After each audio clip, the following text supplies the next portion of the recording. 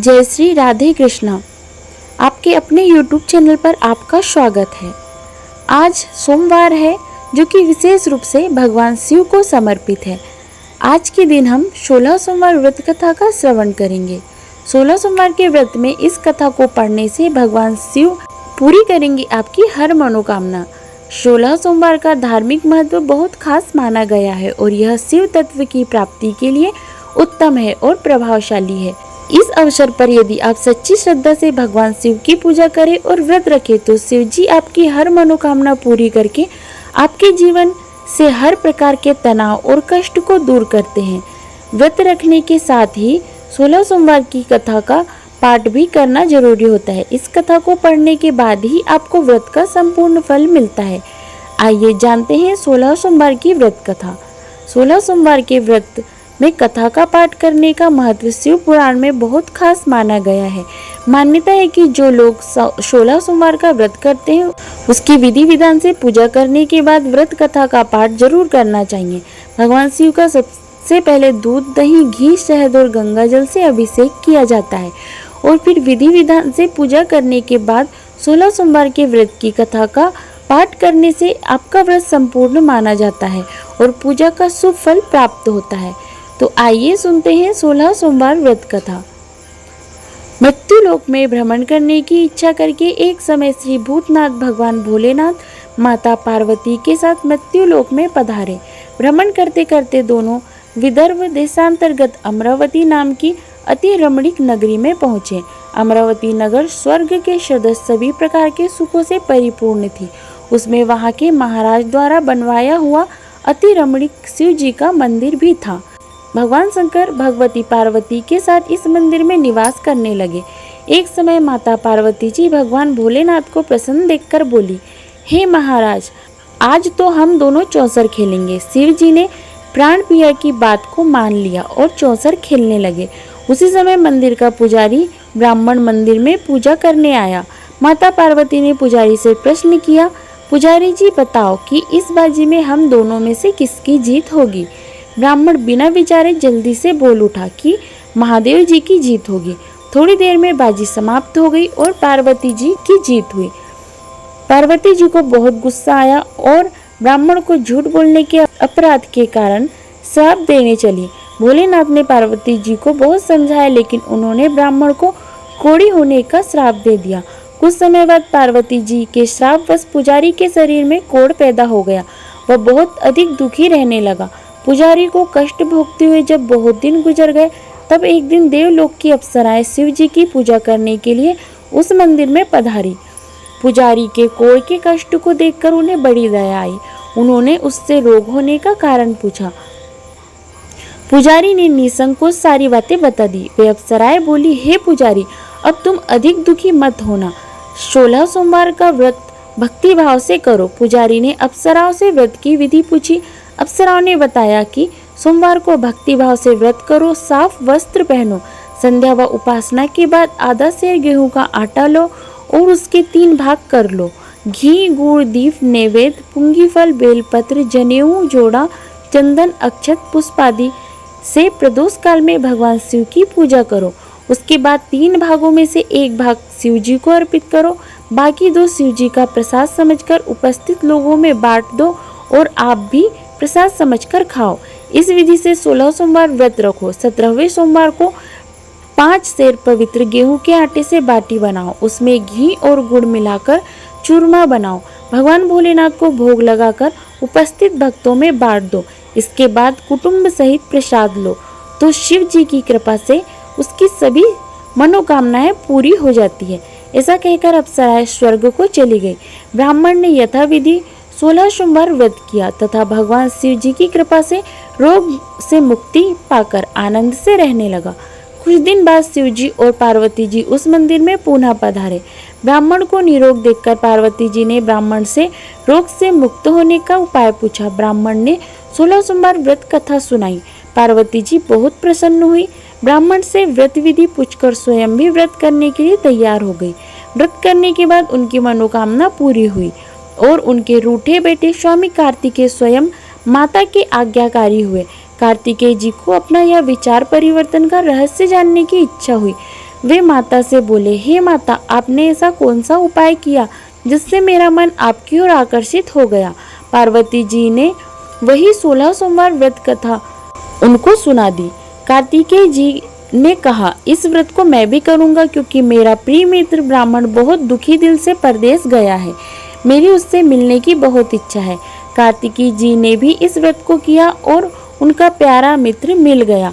मित्र ने इस आकस्मिक मिलन का भेद पूछा तो कार्तिकेय जी बोले कि मित्र, हमने तुम्हारे मिलने की इच्छा करके 16 सोमवार का व्रत किया था। अब तो ब्राह्मण मित्र को अपने विवाह की चिंता हुई।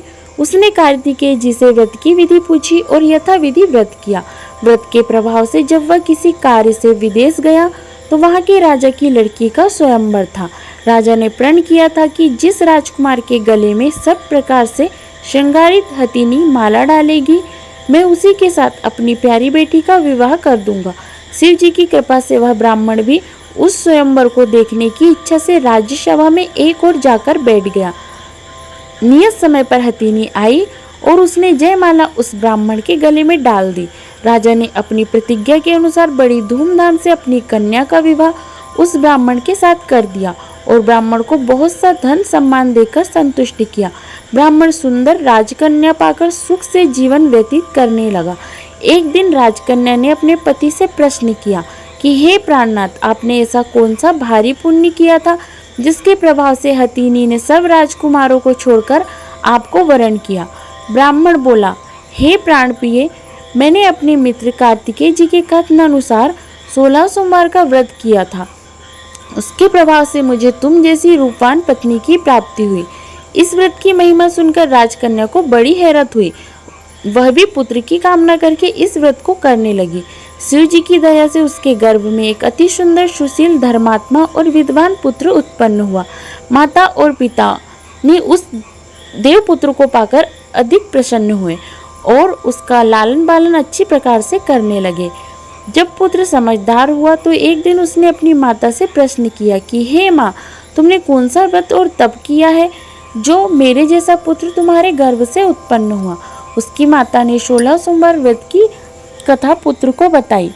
पुत्र ने सब तरह के मनोरथ पूरे करने वाले इस सरल व्रत को सुना तो वह भी राज्य अधिकार पाने की इच्छा से हर सोमवार को यथाविधि यह व्रत करने लगा। व्रत शुरू करने के बाद एक देश में वृद्ध राजा के दूतों ने आकर उसको राजकन्या के लिए वरण किया। राजा ने अपनी बेटी का विवाह ऐसे सर्वगुण संपन्न ब्राह्मण युवक के साथ करके बड़ा सुख प्राप्त किया।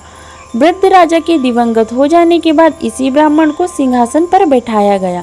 क्योंकि दिवंगत राजा का कोई पुत्र नहीं था, राज्य का उत्तराधिकारी होकर भी यह ब्राह्मण पुत्र 16 सोमवार व्रत करता रहा।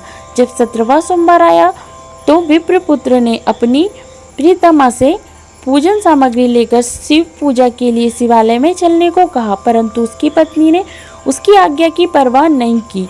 दास दासियों द्वारा सब सामग्रियां शिवालय में भिजवा दी, परंतु स्वयं नहीं गई।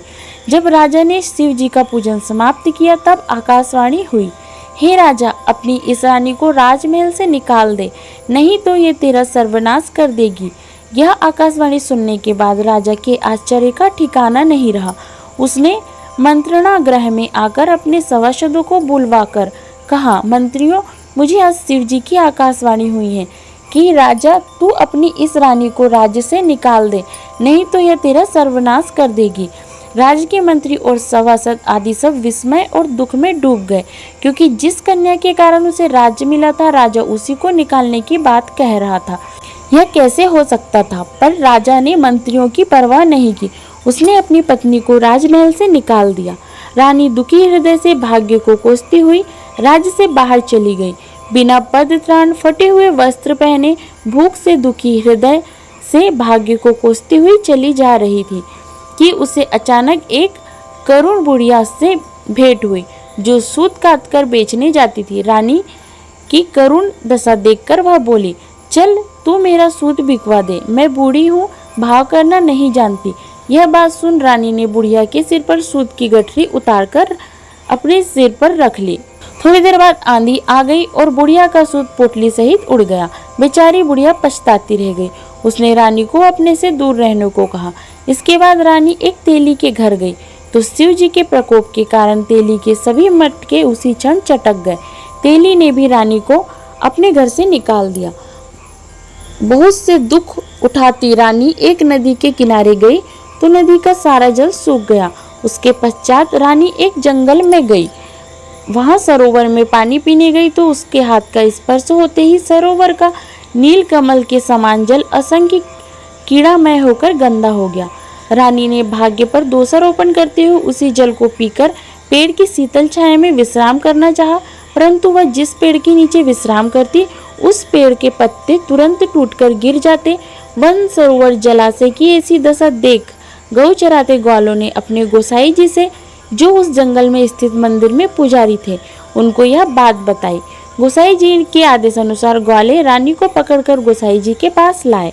रानी की मुख कांति और शरीर की शोभा देखकर गोसाई जी जान गए कि यह अवश्य कोई विधि की गति की मारी कुलीन स्त्री है। पुजारी ने रानी से कहा, पुत्री, मैं तुमको अपनी पुत्री के समान रखूंगा। तुम मेरे आश्रम में आकर रहो।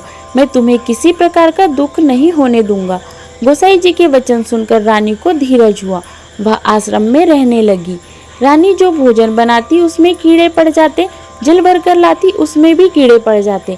रानी की यह दशा देखकर गोसाई जी भी बड़े दुखी हुए और रानी से बोले, हे पुत्री, तुम्हारे ऊपर कौन से देवता का प्रकोप है जिससे तुम्हारी ऐसी हालत हुई है? पुजारी जी की बात सुनकर रानी ने शिवजी महाराज के पूजन का बहिष्कार की बात बताई तो पुजारी जी शिवजी महाराज के अनेक प्रकार से स्तुति करते हुए रानी से बोले कि पुत्री, सब मनोरथ को पूरे करने वाले 16 सोमवार का व्रत करो, उसके प्रभाव से इस कष्ट से मुक्त हो सकोगी। गोसाई जी की बात मानकर रानी ने 16 सोमवार का व्रत किया। 17वां सोमवार को विधि विधान सहित पूजन किया।